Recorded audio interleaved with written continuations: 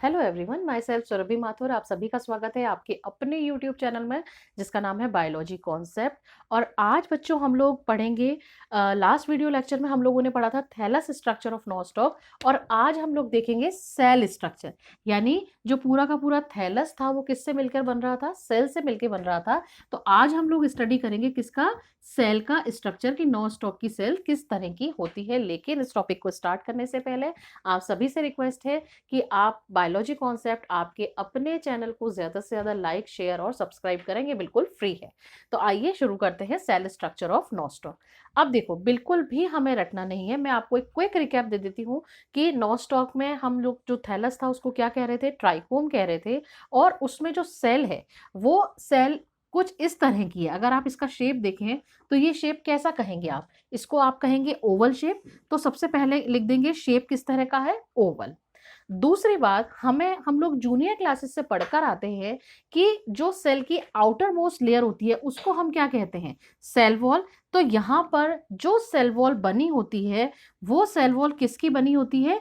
Mucopeptide. यहाँ से फिर आपके लिए 1 मार्क्स का question, that the cell wall of nostoc is made up of. तो आपको केमिकल का नाम बताना है और वो नाम क्या है? म्यूकोपेप्टाइड। अब इस सेल वॉल से अंदर की अगर तरफ हम चलते हैं तो हमें मिलता है प्रोटोप्लाज्म। हम ये चीज भी पढ़कर आते हैं। अब यहाँ पे जो प्रोटोप्लाज्म है वो प्रोटोप्लाज्म डिवाइड होता है 2 पार्ट्स में। एक होता है आउटर वाला पार्ट और एक होता है इनर वाला पार्ट। ये देखिए, यहाँ पे मैंने कुछ ग्रेन्यूल्स बनाए और यहाँ पे कंपैरेटिव हम कुछ कम ग्रेन्यूल्स ड्रॉ करेंगे। ये सब चीजें जो मैं आपको बता रही हूँ ये आपको फॉलो करनी है। डायग्राम बनाते समय आपको बिल्कुल ध्यान रखना है कि आप बाहर की तरफ ग्रेन्यूल्स कुछ ज्यादा बनाएं। तो प्रोटोप्लाज्म किन 2 पार्ट्स में डिवाइड होता है? जो आउटर वाला पार्ट होता है उस आउटर वाले पार्ट को हम कहते हैं क्रोमोप्लाज्म। क्रोमोप्लाज्म। और जो अंदर वाला पार्ट होता है उसको, या सेंटर वाला जो पार्ट होता है उसको हम क्या नाम देते हैं? सेंट्रोप्लाज्म। तो हमने अभी तक क्या क्या चीजें देखी? The cell of the nostoc is oval in shape. Second point, the outer most layer of the cell is known as cell wall. Next point, this cell wall is made up of mucopeptide. Inner to the cell wall, protoplasm is present. This protoplasm is differentiated into 2 parts. Outer part is known as chromoplasm and the inner part is known as centroplasm. Clear? अब हम link करेंगे इन चीजों को कैसे? जब हम बात कर रहे हैं क्रोमोप्लाज्म की तो बेटा क्रोमो वर्ड जहां पर भी आता है उसका मतलब क्या होता है? कलर से। अब इसका मतलब क्या हुआ? यहां पर कुछ पिगमेंट्स प्रेजेंट है।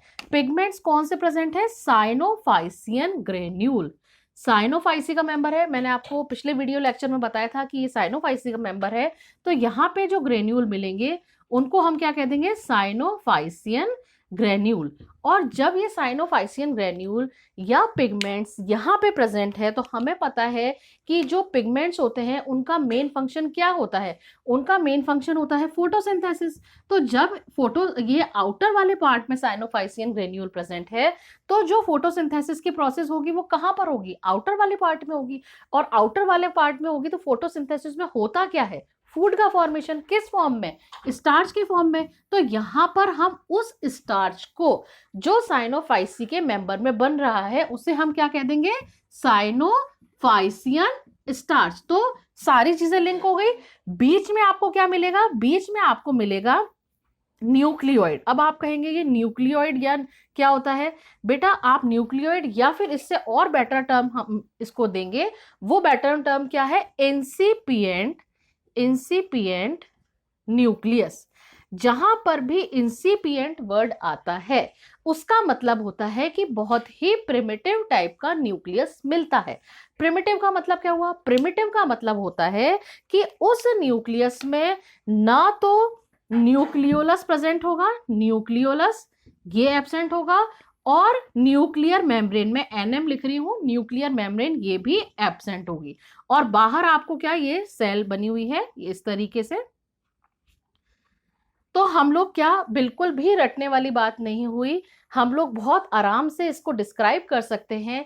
कैसे डिस्क्राइब कर सकते हैं? क्वेश्चन क्या आएगा? क्वेश्चन आएगा describe the cell structure of nostoc. तो हम क्या लिखेंगे बेटा?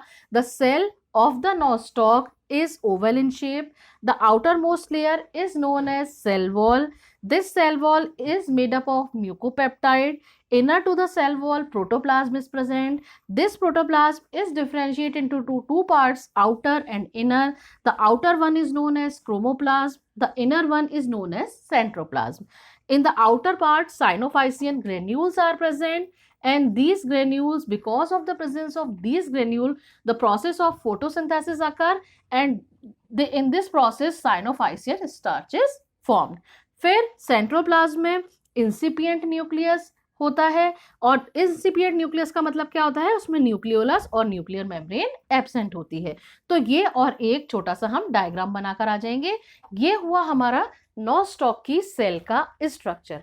आगे आने वाले वीडियो लेक्चर में हम लोग डिस्कस करेंगे इसके डिफरेंट मेथड्स ऑफ रिप्रोडक्शन, कि किस तरीके से इसमें रिप्रोडक्शन होता है।